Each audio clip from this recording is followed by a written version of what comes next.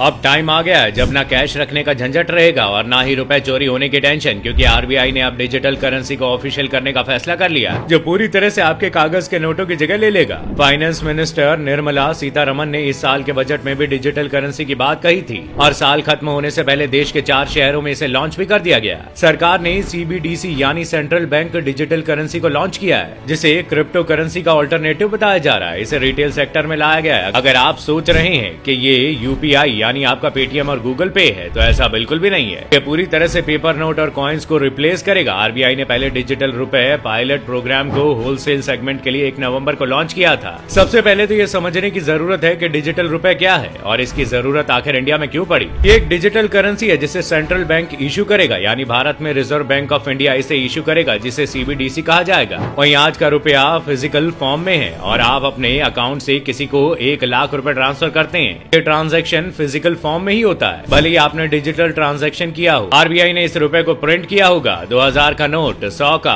20 का नोट को प्रिंट किया होगा। बेसिकली पेपर नोट का ही ट्रांसफर होता है, चाहे ट्रांजैक्शन कैसा भी हो। इससे पहले सेंट्रल बैंक ने डिजिटल फॉर्म में करेंसी को कभी रिलीज नहीं किया है। ऐसा पहली बार है कि कॉन्टैक्ट लेस ट्रांजैक्शन के लिए डिजिटल नोट लॉन्च किए गए हैं। अब आपके दिमाग में ये सवाल आ रहा होगा कि करेंसी इस्तेमाल कैसे करेंगे, तो इस इलेक्ट्रॉनिक फॉर्म में मौजूद रुपए को कॉन्टैक्ट लेस ट्रांजैक्शन में यूज किया जा सकता है। इंडिया में ये करेंसी 2 तरह की होगी, CBDC रिटेल और दूसरी CBDC होलसेल। 1 नवंबर को होलसेल के लिए इसे लॉन्च किया गया था, जो फाइनेंशियल इंस्टीट्यूट्स के लिए यानी banks, non banking finance company और बड़े सौदे करने वाले इंस्टीट्यूट्स के लिए लॉन्च किया गया था। आपको बता दें कि बैंक्स जो होते हैं उन्हें सरकार से गवर्नमेंट बॉन्ड, जिन्हें गवर्नमेंट सिक्योरिटी कहा जाता है, इसे खरीदना होता है, तो अब बैंक डिजिटल करेंसी से इसे खरीद सकते हैं। वही बात रिटेल की करें तो ये हम और आप जैसे आम आदमी के लिए, अगर हमें कोई सामान खरीदना है तो अब तक हम पेपर नोट या कॉइन्स यूज करते थे, लेकिन अब हम इलेक्ट्रॉनिक फॉर्म में लेन देन कर पाएंगे। जब इसे हम अपने खर्चे, बिजनेस और अन्य कामों में शुरू कर देंगे, तो ये रिटेल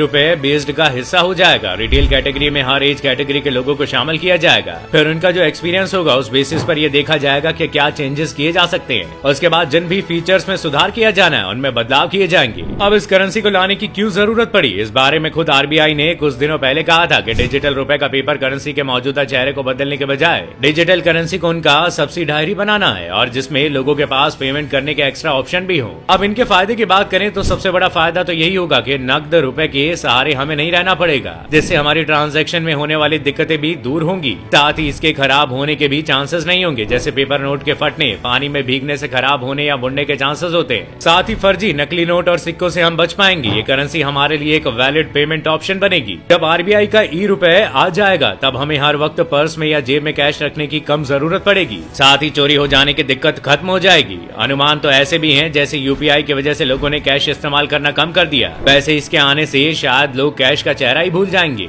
इंडिया की फ्यूचर करेंसी यानी डिजिटल करेंसी को लोग मोबाइल वॉलेट में रख पाएंगे। इसे बैंक मनी और कैश में आसानी से बदला जा सकेगा। साथ ही इसका एक सबसे बड़ा फायदा ये है कि ऑनलाइन मनी ट्रांसफर में चार्जेस लगते हैं, वो भी एक हद तक कम हो जाएंगे। इससे सभी लीगल लेन देन तक सरकार की पहुंच हो जाएगी, जिससे देश में आने वाले पैसे और बाहर भेजे गए पैसे पर गवर्नमेंट का कंट्रोल भी बढ़ेगा। इसके साथ ही पेपर नोट के प्रिंट में होने वाले खर्चे भी कम होंगे। वहीं जब डिजिटल करेंसी आ जाएगी तो UPI से भी जोड़ा जाएगा, जिससे लोग पेटीएम जैसे ऐप के वॉलेट से लेन देन कर पाएंगे। कोई भी व्यक्ति कितना भी डिजिटल मनी रख पाएगा। वहीं इसकी सीमा भी फिक्स की जा सकती है। इससे एक काम और किया जाएगा कि पेमेंट की प्राइवेसी बनी रहेगी। बहुत से लोगों के दिमाग में ये सवाल भी आ रहा होगा कि क्या इसके आने के बाद कागज के नोट पूरी तरह बंद हो जाएंगे, तो ऐसा बिल्कुल भी नहीं है, बल्कि ये कैश इस्तेमाल करने के तरीके को और इजी बनाने के लिए डिजिटल नोट और कागज के नोट दोनों साथ में एक साथ चलेंगे। और सबसे बड़ी बात, जैसी दिक्कतें हमें UPI में होती है वो इसमें नहीं होगी, यानी इसे कुछ इस तरह से लाया जाएगा कि ये बिना इंटरनेट के भी इस्तेमाल किया जा सकेगा। साथ ही डिजिटल नोट को लाने के लिए ऐसी भी कोशिश की जाएगी कि वो लोग भी इसे यूज कर पाए जिनके पास अभी भी बैंक अकाउंट नहीं है। बाकी ट्रांजैक्शन के मुकाबले CBDC ज्यादा सेफ है। इसकी वजह है ये ब्लॉकचेन सिस्टम बेस्ड है, जिसमें चोरी और फ्रॉड कर पाना बहुत मुश्किल है। ब्लॉकचेन सिस्टम में डेटा को सिक्योरिटी के साथ शेयर किया जा सकता है और मनी ट्रांसफर भी स्पीड से होता है, जिससे बैंकिंग सिस्टम में एक पॉजिटिव बदलाव देखने को मिल सकता है। आरबीआई का डिजिटल रूपी क्रिप्टो करेंसी से कैसे अलग है? अब ये सवाल तो आपके दिमाग में आया ही होगा, तो आपको सबसे पहले बता दें कि ये दोनों करेंसी एक दूसरे से एकदम अलग है, क्योंकि रुपए को आरबीआई की तरफ से ऑफिशियली जारी किया जाएगा, जिसके पास एक सरकारी मान्यता होगी। वही बात क्रिप्टो की करें तो ये सब गैर सरकारी है और इसका कोई लीगल टेंडर भी नहीं निकलता। लेकिन डिजिटल रूपी और क्रिप्टो करेंसी में एक समानता है कि इसमें भी ब्लॉकचेन टेक्नोलॉजी का यूज किया जाएगा। डिजिटल रूपी आने के बाद क्या इंडियन इकोनॉमी को फायदा होगा? हमें कमेंट करके जरूर बताइएगा। साथ ही वीडियो को लाइक और शेयर करना ना भूलिएगा।